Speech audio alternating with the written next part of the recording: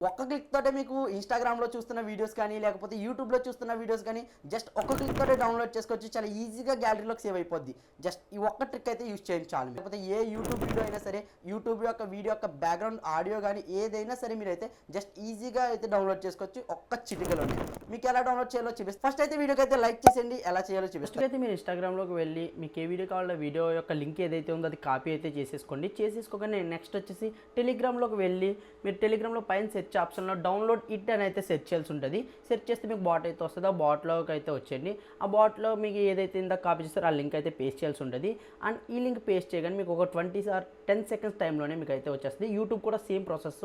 And next వచ్చేసి మీకు print quality అయితే వస్తుంది. హై క్వాలిటీ కావాలా లేకపోతే ఆడియో కావాలా అని చెప్పేసి మీకు ఏ క్వాలిటీ కావాలంటే ఆ క్వాలిటీ సెలెక్ట్ చేసుకోండి. సెలెక్ట్ చేసుకోగానే మీ వీడియో అయితే రెడీ అయిపోయి డౌన్లోడ్ అయితే వచ్చేస్తుంది. ఇంకా మీరు సేవ్ టు గ్యాలరీ అయితే చేసేసి సేమ్ ప్రాసెస్ యూజ్ చేసి మీరు ఆడియో కూడా సేవ్ చేసుకోవచ్చు. ఇన్ఫర్మేషన్ నచ్చితే గనక మన ఛానల్‌ని ఫాలో అయిపోండి ఇప్పుడే.